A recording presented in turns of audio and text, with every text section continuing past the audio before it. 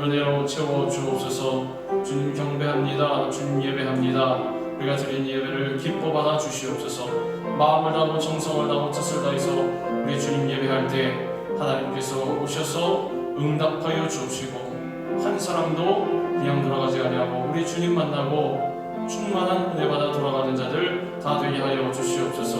오늘도 같이 말씀 나누고 부르짖어 기도할 때에 하늘의 문 활짝 여시고 주님의 은혜의 담비를 나려 주옵시고, 세상 어디에서도 얻을 수 없는 평안과 기쁨이 우리 가운데 있게 하여 주시옵소서. 예수 그리스도의 이름으로 감사하며 기도드리옵나이다. 아멘. 예수님 사랑합니다. 예수님 경배합니다. 예수님 채워주소서. 당신의 사랑으로. 아멘. 우리 주님의 사랑으로 오늘도 우리를 충만하게 채워주실 줄로 믿습니다. 할렐루야. 우리 같이 읽은 말씀 누가복음 1장 67절부터 75절까지 말씀을 갖고 구원에 뿌리신 예수님이란 제목으로 우리 같이 은혜 나누는 시간을 갖도록 하겠습니다. 우리 제목을 한번 따라합니다. 구원에 뿌리신 예수님. 구원에 뿌리신 예수님. 하나님께서는 만세 전에 우리가 태어나기도 이전부터 예정하신 뜻대로 우리를 죄 가운데서 구원하시기 위해서 우리 예수님을 이 땅에 보내셨습니다. 이것이 바로 우리가 그토록 입에 침이 마르도록 얘기하는 복음인 것입니다. 하나님께서는 우리 인간들을 죄 가운데 죽도록 내버려두지 아니하시고 그 독생자 예수 그리스도를 우리를 구원해 주시기 위해서 이 땅에 보내셨다라는 그 사실, 그리고 예수 그리스도의 오심으로 인해서 죄와 사망의 세력 아래 살아가던 우리는 이제 죄와 사망의 세력과 이별하고 일생 동안 주님만을 섬기며 살아갈 수 있게 되었습니다. 우리가 이 세상의 삶이 끝나고 수명이 다하여서 죽고 천국에 가는 것뿐만이 아니라 이 세상을 살아갈 때에도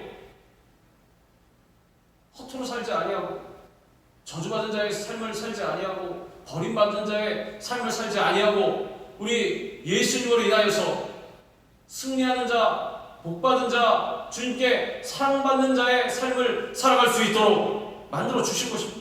오늘 본문은 세례 요한의 아버지인 사가랴가 성령의 충만함을 받아서 예언하고 있는데, 그 예언의 내용이 무엇이냐? 이 땅에 예수 그리스도를 보내주신 하나님의 그 크신 은혜에 감사와 찬양을 드리는 것입니다. 다른 내용이 없습니다. 예언이라고 하여서 뭔가 다른 우리가 말초신경을 자극하는 그러한 세상에 들려오는 소문과 같은 그런 소식이 아니라, 그러한 예언이 아니라 우리 독생자 예수 그리스도를 이 땅에 보내주신, 우리를 위해서 아낌없이 그 생명을 내어주신 주님의 은혜와 사랑과 놀라운 역사에 감사와 찬양을 드리는 것입니다. 이 사가랴의 감사와 찬양이 오늘 우리의 입술의 고백이 되기를 주님의 이름으로 축원합니다. 우리 이 사실을 날마다 잊어버릴 때가 많습니다. 그저 교회에 왔다 갔다 주일이 되었으니 가야지, 또 예배 끝났으니 다시 집으로 가야지, 왔다 갔다 하는 그런 신앙생활 가운데 내가 왜 왔는지, 내가 여기서 무엇을 하는지, 또 돌아가면 무엇을 해야 하는지 모르고 살아갈 때가 많다는 것입니다. 왜 그러느냐? 가장 중요한 사실을 잊어버리기 때문에. 제가 방금 말씀드린 이 복음의 내용을 잊어버리기 때문에. 예수 그리스도께서 우리를 위해서 이 땅에 오셨다라는 그 사실, 첫사랑이 있을 때는 감동과 기쁨이 예수님 이름만 들어도 눈물이 나고 가슴이 두근두근하고 감정이 푹 받쳤는데, 지금은 예수님 그래도 아무 감동도 없는 것입니다. 그러니 신앙생활 가운데 능력이 없고 살아있는 신앙생활이 되지 않고 호흡을 하고 살아있으나 죽은 자의 삶같이 그렇게 된 것입니다. 그러므로 오늘 이 시간 우리가 이 첫사랑을 회복하기를 원합니다. 이 복음의 내용을 회복하기를 원합니다. 주님께서 우리를 위해서 이 땅에 오셔서 그 생명을 내어주시고 3일 만에 부활하셨다는 그 사실을 잊지 않고 주님 곁에 가는 그날까지 감사드리며 기억하여서 능력 있는 신앙생활을 해나가는 여러분 되시기를 주님의 이름으로 축원합니다. 사가랴의 찬송에서 뿔이라고 하는 것은 능력과 권위의 상징입니다. 뿔이 이렇게 위로 솟아있지 않습니다. 능력과 권위, 상징이 되는 것입니다. 본문 69절에 이렇게 말씀합니다. 우리를 위하여 구원의 뿔을 그 종 다윗의 집에 일으키셨으니. 그러므로 구원의 뿔은 인류를 죄와 사망으로부터 구원할 힘과 능력을 가진 메시아 곧 우리 주 예수 그리스도를 가리키는 것입니다. 구원의 능력이 없었다면 구원의 뿔이 될 수가 없었을 것입니다. 그러나 우리 예수님은 우리를 넉넉하게 구원하실 힘과 능력을 갖고 계시고, 그러므로 말미암아 구원의 뿔이 되실 수가 있는 것입니다. 그리고 이는 구약 예언의 성취였습니다. 시편 132편의 17절에서 18절에 이렇게 예언하고 있습니다. 내가 거기서 다윗에게 뿔이 나게 할 것이라. 내가 내 기름 부음 받은 자를 위하여 등을 준비하였도다. 내가 그의 원수에게는 수치를 옷 입히고 그에게는 왕관이 빛나게 하리라 하셨도다. 다윗에게서 뿔이 나게 할 것이라. 다윗의 자손으로, 다윗의 혈통에서 예수 그리스도를 나게 하실 것이라는 그 예언인 것입니다. 다윗의 혈통에서 나신 예수님은 구원의 뿔이 되셔서 우리를 죄에서 속량하시기 위해서 이 땅에 오셨다는 것입니다. 속량이라는 것이 무엇이냐? 쉽게 말해서 값을 지불해 준다는 것입니다. 몸값을 지불하고 되찾는다는 것입니다. 노예 상태에 있는 자를 그 몸값을 대신 치러주고 자유롭게 해방시켜 주는 것을 속량한다는 것입니다. 레위기 25장에 그 근거가 이렇게 되어 있습니다. 만일 너와 함께 있는 거류민이나 동거인은 부유하게 되고 그와 함께 있는 내 형제는 가난하게 되므로 그가 너와 함께 있는 거류민이나 동거인 또는 거류민의 가족의 후손에게 팔리면 그가 팔린 후에 그에게는 속량받을 권리가 있나니 그의 형제 중 하나가 그를 속량하거나. 노예 상태로 되었으면 그 형제가 와서 값을 치르고 노예 상태에서 풀어줄 수 있다는 것입니다. 1860년 2월 5일에 셀리 마리아 틱스라는 여자아이가 있었는데 당시 9살이었습니다. 9살이면 얼마나 어린 나이인지. 근데 그 여자아이가 이곳 미국의 워싱턴에서 열린 당시 노예 시장에서 경매에 붙여졌습니다. 9살은 여자아이가 이제 노예로 팔려버리는 것입니다.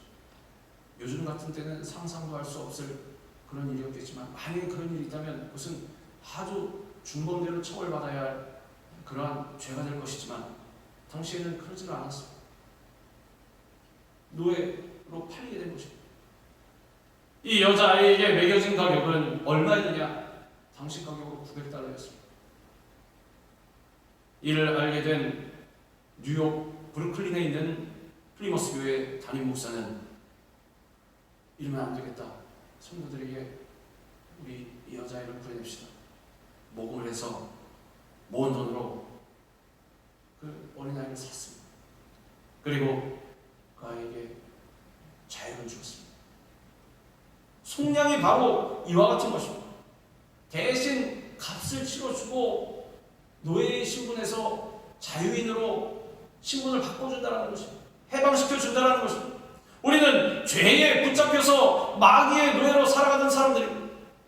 저는 예수 믿기 전에도 누구의 노예가 아니었습니다. 천만에 자기만 모르고 있을 뿐이지 마귀의 올무에 걸려서 마귀의 밧줄에 꾹꾹 묶여서 옴죽달싹 못하는 무엇을 할 수 있습니까? 날마다 죄짓고 불의하고 추악하고 허물로 그 인생이 쌓여져서 앞이 안 보이는 가도 첩첩산중인 그러한 삶을 살았던 우리였던 것입니다.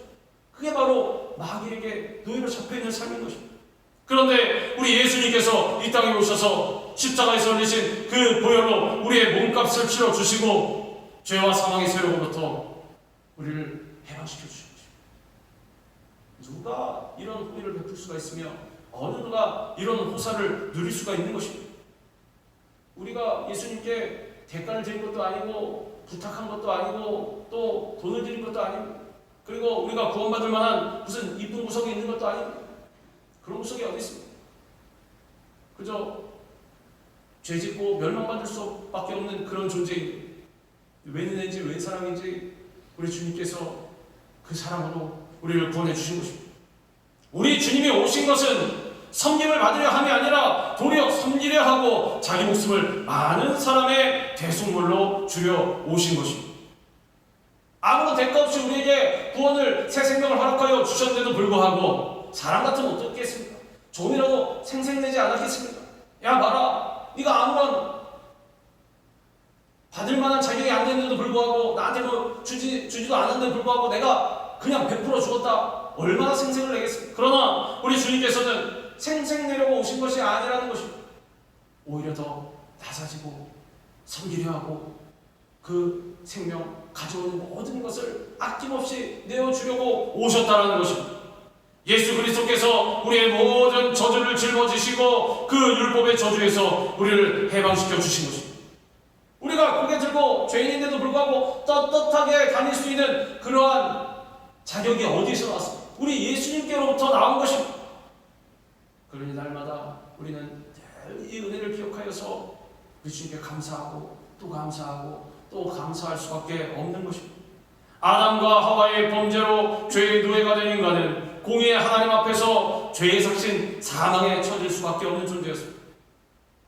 우리가 모르고 또 피부로 못 이겨서 그렇지 종국적으로 우리가 가야 할 길 어디였느냐? 멸망이었다는 것입니다. 죽음이었다는 것입니다. 그러나 사랑의 하나님은 인간을 긍휼히 여기사 인간의 죄를 깨끗이 속량해 주시기를 원하셨습니다. 갚아주시기를 원하셨습니다. 하나님은 심판주이십니다. 그저 심판주 자리에서 딱 앉아 계시다가 죄진 사람 이쪽으로 가고 의인은 이쪽으로 가고 탁탁 판단만 하시면 되는 것입니다. 사실 우리가 죄짓고 지옥으로 떨어져도 하나님은 상관이 없습니다. 하나님이 아쉬울 게 뭐가 있습니까? 그런데 그 하나님께서 구원해 주시기 위해서 1인 2역, 3역, 4역을 하신 거죠. 심판주이신 동시에 구원자로서 예수 그리스도의 모습으로 오셔서 또 우리의 죄를 사해 주신 것입니다. 그런데 죄 사함을 위해서는 피 흘림이 있어야만 했습니다. 그래서 구약시대에는 죄 지을 때마다 반복적으로 짐승들이 인간의 죄를 덮어쓰고 대신 피를 흘렸습니다. 왜냐하면 피에는 생명이 있다고 말씀하셨기 때문에 죄의 삭은 사망이고 또 그러므로 말미암아 생명으로 죄를 처리하고 갚아야 되는데 생명을 주려면 어떻게 해야 됩니까? 피를 흘려야 되는 것입니다. 피를 흘리지 않고는 우리가 생명을 줄 수가 없습니다. 그러나 그 짐승의 피가 죄를 영원히 사할 수는 없었습니다. 일회성인 것입니다. 짐승을 잡고 또 잡고 우리가 구약 성경을 읽어보면 알고 있듯이 수백만의 짐승이 인간의 죄 때문에 죽어간 것입니다. 죄를 완전히 사할 수 있는 자격은 짐승이 아니라 우리 같은 사람 중에 죄 없는 누군가가 대신 죽어서 죄값을 지불해야 되는 것입니다. 영원히 살 수 있는 자격은 같은 인간이 죽는 길밖에 없습니다. 그런데 조건이 무엇이냐? 그 인간이 죄가 없어야 합니다. 그런데 우리는 죄가 다 있습니다. 태어나면서부터 원죄를 짊어지고 태어나는 것입니다. 그래서 하나님은 죄 없으신 그 외아들 예수 그리스도를 이 땅에 보내셔서 대신 십자가에 피 흘려 죽게 하심으로 그 보혈로 우리의 몸값을 치르시고 죄와 사망의 세력으로부터 우리 모두를 해방시켜 주신 것입니다. 저에게 딸이 하나 있는데 누가 다른 사람을 위해서 당신의 딸을 희생시키라고 목숨을 내어주라고 한다면 제가 그렇게 하겠습니다. 그 사람 멱살을 붙잡고 미친놈이라는 것입니다. 말도 안 되는 것입니다. 그만큼 이 부모는 자식을 아끼는 것입니다. 하물며 우리 하나님께서 그 아들 예수 그리스도를 어떻게 생각하시겠습니까? 그런데 천둥 벌거숭이 같은 우리 인간들을 위해서 그 귀한 아들의 목숨을 아낌없이 주셨다는 것입니다. 이와 같이 그리스도도 많은 사람의 죄를 담당하시려고 단번에 들이심 받으셔 아버지요 나를 보내소서. 내가 가겠습니다. 내가 죽겠습니다. 예수님은 인간의 힘으로 해결할 수 없는 죄 문제를 해결하시기 위해서 이 땅에 오신 것입니다. 예수님 외에 우리를 죄에서 구원할 자는 아무도 없는 것입니다. 다른 이로서는 구원을 받을 수 없나니 천하 사람 중에 구원을 받을 만한 다른 이름을 우리에게 주신 일이 없습니다. 세상에 나오면 어떻습니까? 내가 예수 그리스도다, 내가 성령이다, 그래서 내가 교주다 한 사람이 많이 있습니다. 그러나 천하 다른 사람 중에 구원을 받을 만한 이름을 우리 예수님 외에는 주신 적이 없다라고 분명히 말씀하고 있습니다. 단적으로 봐도 알 수 있습니다. 나중에 사회적으로 문제가 돼서 수사기관의 수사를 받고 그 사생활이 다 밝혀지면 어떻습니까? 예수 그리스도처럼 자신을 희생한 것이 아니라 돈을 더 끌어모으고 재산을 모으고 자신의 쾌락을 위해서 자신의 안일과 또 자신의 명예를 위해서 발버둥친 그러한 사실들이 낱낱이 다 까발려지는 것을 볼 수가 있습니다. 결국엔 우리 주님밖에 온전히 우리를 구원하신 분, 구원하실 수 있는 분은 없다는 것입니다. 유일한 구원의 뿌리신 예수님이 십자가 사역을 통해서 이루신 구원은 완전하고 확실한 것입니다. 그렇기 때문에 우리가 영원히 찬송해야 할 제목은 예수님께서 나를 죄와 사망에서 구원하셨다는 것입니다. 그것이 우리가 영원토록 부를 찬송이 되는 것입니다. 우리의 자랑은 오직 하나님의 구원의 뿔, 하나님의 구원의 능력인 예수 그리스도가 되어야 하는 것입니다. 내가 직분을 맡았다고 해서, 내가 사회적으로 높은 자리에 있다라고 해서, 내가 학벌이 좋다고 해서, 많이 배웠다고 해서 나아가서 내가 나 자신을 자랑하면 절대로 안 되는 것입니다. 내가 이러한 죄를 했습니다. 내가 사회적으로 이러한 영향을 끼쳤습니다. 하나님 앞에, 예수님 앞에서는 자랑할 것이 털만큼도 없는 것입니다. 왜냐? 그 모든 것이 우리 주님께서 허락해 주신 것이고 주님이 하신 것이고 주님의 은혜이기 때문에 이 사실을 기억하여서 늘 우리 예수님과 같이 겸손한 모습으로 주님 앞에 나아가야 할 것입니다. 당시 이스라엘 백성들은 자신들을 조롱하는 이방인의 압제로부터 자신들을 구원해줄 정치적인 메시아를 기다렸습니다. 옛날 이야기에 보면 그 어려움 당하는 나라를 위해서 영웅이 나섭니다. 영웅 한 사람이 나서서 리더를 해서 그 민족, 그 나라를 결국에는 독립시키는 그러한 일을 또 종종 볼 수가 있습니다. 당시에 이스라엘 백성들, 유대인들이 그러한 사람을 기다렸다는 것입니다. 그러나 우리 예수 그리스도는 하나님의 택한 백성을 원수인 사탄의 손에서 건지시기 위해서 이 땅에 오신 것입니다. 유대인뿐만이 아니라 모든 이방인들까지도 전 세계의 모든 사람들을 위해서 이 땅에 오셨다는 것입니다. 사탄은 하나님의 백성인 우리가 하나님을 찬양하고 예배드리고 하나님을 사랑하고 사회에 나가서도 의와 진리를 행하고 추구하는 것을 바라지 않습니다. 미워하는 것입니다. 어떻게 하면 불의하게 삶을 살게 만들어버릴까? 어떻게 하면 주님과 좀 더 멀어지게 만들까? 어떻게 하면 건성으로 예배드리게 만들까? 사탄은 그런 것입니다. 예전에 어땠는지 모르지만 지금은 교회 가? 그래 교회 가 괜찮아 교회 가라. 그럼 예배드려라. 그 대신 그냥 의미 없이 그냥 대충 앉아있다 와라. 괜찮아. 가서 출석만 하고 오면 되지. 심도 있게 들어가는 것입니다. 우리가 기도와 말씀으로 무장했지 않으면 이 게임에 넘어가고 착각하는 것입니다. 그래 주일날 예배 갔다 왔으니 난 신앙생활 잘하고 있는 것이지. 그리고 세상 가운데 나와서 어떻습니까? 세상 사람들은 똑같이 사는 것입니다. 거짓말도 좀 하고 물건도 좀 훔치고 또 사람들 뒤에서 험담도 좀 하고 모함도 하고 남을 또 짓밟기도 하고 그런 것입니다. 그러나 우리 하나님께서는 이것을 절대로 기뻐하지 않으시고 이것은 바로 사탄이 기뻐하는 일인 것입니다. 요한복음 15장 18절에서 19절은 이렇게 말씀합니다. 세상이 너희를 미워하면 너희보다 먼저 나를 미워한 줄을 알라. 너희가 세상에 속하였으면 세상이 자기의 것을 사랑할 것이나 너희는 세상에 속한 자가 아니요 도리어 내가 너희를 세상에서 택하였기 때문에 세상이 너희를 미워하느니라. 주님의 뜻대로 주의 말씀대로 살아갔더니 왜 이렇게 세상에서 힘든 일만 일어나는지요? 왜 사람들이 나를 미워하는지요? 당연하다라는 것입니다. 제대로 살고 있다는 것입니다.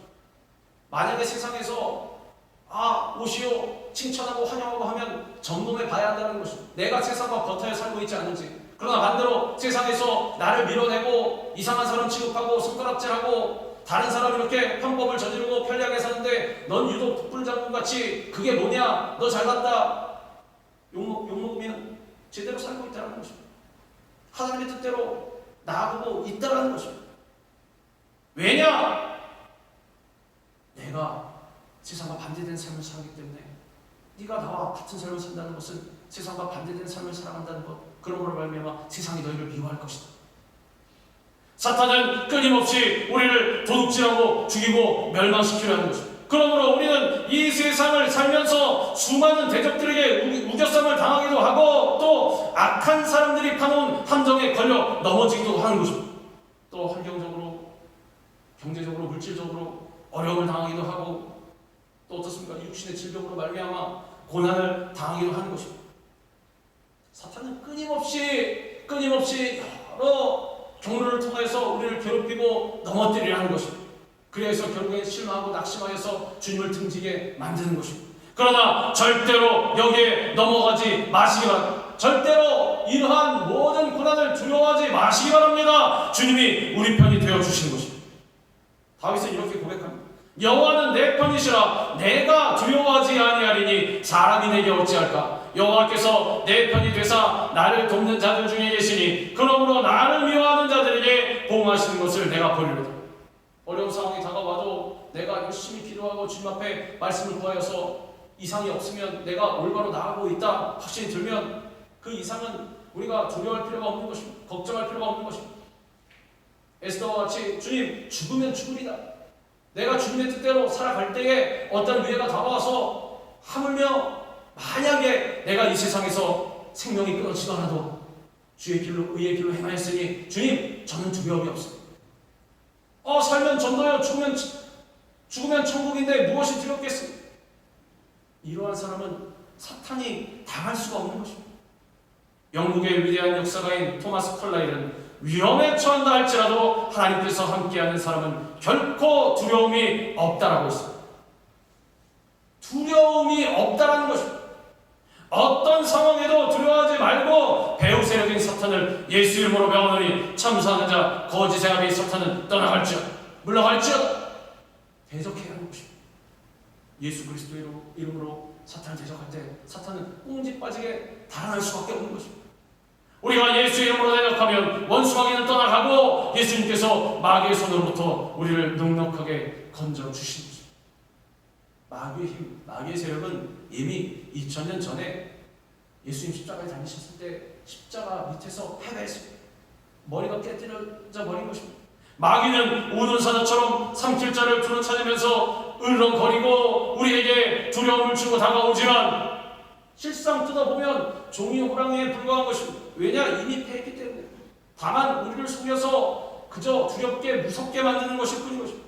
이미 주님께서 우리를 위해서 이겨주셨기 때문에 마귀를 이기고 세상을 이기신 주님만 바라보고 나아가시기 바랍니다. 이것을 너희에게 이르는 것은 너희로 내 안에서 평안을 누리게 하려 함이라. 세상에서는 너희가 환난을 당하나 담대하라. 내가 세상을 이겨노라. 분명히 주님께서 이미 세상을 우리를 위해서 이겨주셨다고 말씀하셨습니다. 그것이 무슨 뜻입니까? 예수님만 이기시고 끝났다는 뜻이 아닙니다. 예수님이 이기셨기 때문에 예수님의 제자인 우리가 같이 이겼다는 것입니다. 미국에서 10대 해방자라고 하는 그런 선교단체가 있는데 이 선교단체를 이끄는 세이프 게이터라는 부흥사가 있습니다. 이 세이프 게이터, 이 부흥사는 중학교 3학년 때부터 마리화나를 배우기 시작했고 아편을 맞는 마약 사범으로서 그 삶이 속된 말로 만신창이가 되었습니다. 그래서 17살 때 전과 몇 범이었느냐? 전과 17범이었어요. 산술적으로만 계산하면 1년에 한 번씩 전과가 생긴 것입니다. 죄를 지은 것입니다. 이를 딱하게 여긴 그의 아버지는 열심히 주님 앞에 기도하던 중에 아들과 그리고 당시에 이 아들과 살다가 헤어진 며느리 이 2명을 데리고 부흥에 참석했습니다. 나랑 교회 한번 가자. 그런데 그날 저녁에 심판에 대해서 설교하는 이 목사님의 말씀을 듣고 성령이 임했습니다. 이 부흥사도, 이 세이케이터라는 부흥사도, 그리고 그 와이프도, 당시에 헤어졌던 그 며느리도 예수를 믿고 눈물 뿌려서 회개하고 다시 그 삶이 회복되게 되었습니다. 새롭게 출발하게 되었습니다. 이 세이케이터 부흥사는 신학을 공부한 후에 많은 청소년들을 이끄는 부흥사가 되었습니다. 그는 이렇게 말합니다. 수많은 대적이 나를 넘어뜨리려 하였고 악한 마귀가 나를 위협했습니다. 그러나 하나님께서는 원수와 미워하는 악의 손에서 나를 구원하여 주셨습니다. 하나님이 우리를 위하시면 궁극적인 승리는 우리의 것입니다. 전과 17범인 마약 사범도 주님 앞에 나와서 회개하고 주님의 도우심을 구하니까 주님께서 그 삶을 변화시켜 주시고 하늘나라에 승리하는 백성으로 삼아 주신 것입니다. 승리자 예수님은 우리와 함께 하시는 임마누엘의 하나님이십니다. 늘 우리와 언제 어디서나 무엇을 하든지 함께 해주시는 것입니다. 우리 육신의 눈에는 안 보일 뿐이지 우리 옆에서 뒤에서 앞에서 우리 안에서 늘 우리와 함께 해주시는 것입니다. 혹시 원수 마귀의 대적과 싸워 이길 자신이 없습니까? 우리를 원수 마귀의 손에서 건지시기 위해서 이 땅에 오신 예수님을 바라보시기 바랍니다. 연약한 부분 바라보지 마시고 우리 주님만 바라보시기 바랍니다. 예수님께서 이 땅에 오사 십자가에 달리실 때 원수 마귀는 이미 패배하고 예수님은 우리에게 영원한 승리를 선물로 주셨습니다. 눈에 보이는 것이 없고 귀에 들리는 것이 없고 손에 잡히는 것이 없고 내 눈이 눈앞에 어둠으로 가득 찼을지라도 절대로 두려워하지 마시기 바랍니다. 우리 주님께서 궁극적인 승리를 우리에게 허락해 주신 것입니다. 승리자이신 예수님은 지금도 우리와 함께 해주시는 것입니다. 그러므로 우리는 어떠한 대적도 두려워할 것이 없습니다. 예수님께서, 하나님께서 예수 그리스도 안에 있는 우리에게 놀라운 승리와 평안을 안겨주시는 것입니다. 그렇다면 죄와 사망으로부터 구원하심을 얻고 원수 마귀로부터 해방된 우리는 앞으로 어떠한 자세로 하나님을 섬기며 나아가야 합니까? 본문 75절 종신토록 주의 앞에서 성결과 의로 두려움이 없이 섬기게 하리라 하셨도다. 첫째로 우리는 성결함으로 살아야 합니다. 성결은 구원받은 자가 하나님과의 관계에서 드러내는 거룩함, 쉽게 말해 구별된 삶을 말하는 것입니다. 거룩함은 세상으로부터 떠나서 하나님께로 속한 삶으로 악에 물들지 않는 깨끗한 삶을 의미하는 것입니다. 죄악으로부터 멀리 떠나도록 늘 발버둥치고 노력하고 내 자신을 다잡고 주님만 붙들고 의의 길로 나아가는 것입니다. 성결함으로 하나님을 섬기기 위해서는 옛사람을 벗어버리고 새사람을 입어야 합니다. 인간이 거룩하신 하나님을 섬기고 교제하려면 예수 그리스도로 새사람의 옷을 입어야 하는 것입니다. 즉 예수님처럼 살아가야 하는 것입니다. 죄가 있는 자는 거룩하신 하나님과 절대로 교제할 수가 없습니다. 어거스틴은 성결한 삶이야말로 기독교의 핵심이다라고 말했습니다. 우리는 예수 믿고 변화된 거룩한 모습으로서 주님을 섬김으로 세상을 변화시키고 칭찬받는 교회와 성도가 되어야 하는 것입니다. 예수님의 제자다, 하나님의 자녀다 말할 수 있으려면 한 점이라도 변화된 모습이 있어야 한다는 것입니다. 똑같아서는 안 됩니다. 이전과 똑같다든지 세상과 똑같다든지 같은 아는 한 자락이라도 변화된 모습이 있어야 한다는 것입니다. 둘째로 우리는 의로움으로 살아야 합니다. 의로움은 하나님의 뜻에 부합되게 행함으로 하나님을 기쁘시게 하는 것입니다. 즉 정의와 원칙을 지키는 것입니다. 우리가 하나님의 말씀을 듣고 그대로 행하면 영원한 화평과 평안과 안전을 누릴 수 있게 되는 것입니다. 이사야 32장 16절 17절에 이렇게 말씀합니다. 그때 정의가 광야에 거하며 공의가 아름다운 밭에 거하리니 공의의 열매는 화평이요 공의의 결과는 영원한 평안과 안전이라. 하나님의 공의에 비춰봤을 때 아닌 것은 아니라고 할 수 있어야 한다는 것입니다. 옳은 것은 옳다라고 할 수 있어야 한다는 것입니다. 세상이 두려워서, 사람이 두려워서, 나를 어떻게 볼까, 내가 손해보지 않을까 두려워서 아닌 것을 아니라고 못하고 맞는 것을 맞다고 못하면 그것은 하나님이 원하시는 그런 삶이 아니라는 것입니다. 예수 그리스도께서 우리를 구원하신 목적은 우리로 하여금 희생제사의 율법적 예배가 아니라 의의 영적 예배로 하나님을 섬기도록 하시기 위해서였습니다. 그러므로 우리는 세상이 약해질수록 불의와 싸우고 더욱 하나님께 인정받는 의로운 삶을 살아가야 하는 것입니다. 셋째로 우리의 삶은 말씀드렸듯이 두려움이 없는 삶이어야 합니다. 두려움이 없다는 것은 두려워하지 않는다, 놀라지 않는다는 것입니다. 무서워하지 않는다는 것입니다. 어떠한 상황 가운데 있어도 절대로 낙마하거나 실망하거나 낙심하거나 불평불만하지 않는다는 것입니다. 두려움은 죄의 결과로 다가오는 것입니다. 아담과 하와가 죄를 지으니까 두려워서 숨은 것입니다. 그러므로 두려움에는 결국 형벌이 따른다는 것입니다. 사랑 안에 두려움이 없고 온전한 사랑이 두려움을 내쫓나니 두려움에는 형벌이 있습니다. 두려워하는 자는 사랑 안에서 온전히 이루지 못하게 됩니다. 걱정하고 근심하고 두려워하면 그것으로 끝나는 것이 아니라 형벌이 따라온다는 것입니다. 그러므로 하나님께서 말씀하셨습니다. 절대로 두려워하지 말라. 예수 그리스도의 사랑은 우리를 위해 십자가에서 자신의 목숨까지 내어주신 그러한 사랑인 것입니다. 그러므로 약속의 말씀을 붙잡고 늘 두려움을 물리치시기 바랍니다. 두려워하지 말라. 내가 너와 함께함이라. 놀라지 말라. 나는 내 하나님이 됨이라. 내가 너를 굳세게 하리라. 참으로 너를 도와주리라. 참으로 나의 의로운 오른손으로 너를 붙들리라. 내가 도와주고 붙들어 줄 테니까 걱정하지 마라. 근심하지 마라. 두려워하지 말라. 주님께서 말씀하시는 것입니다. 예수 그리스도를 보내주심으로 우리를 죄와 사망에서 구원하신 하나님께 언제나 찬양을 드리시기 바랍니다. 원수 마귀로부터 우리를 건져주신 예수님께 늘 감사를 드리시기 바랍니다. 그리고 일평생 성결과 의로 두려움을 내어 쫓으며 주님을 섬기는 복된 삶을 살아가시기 바랍니다. 오늘 이 시간 능력과 권세로 우리를 구원하시는 구원의 뿌리 되시는 예수님을 의지하고 나아갈 때 우리 모두에게 주님의 은혜와 사랑과 축복이 가득하고 더 나아가서 주님께 받은 이 놀라운 사랑을 만방에 전하는 하나님의 자녀들이요 전도자들 되시기를 우리 주님의 이름으로 축원합니다. 기도하겠습니다. 공의의 하나님, 우리를 사랑하신 하나님 감사를 드립니다. 주님께서 예수 그리스도를 우리에게 보내주셔서 놀라운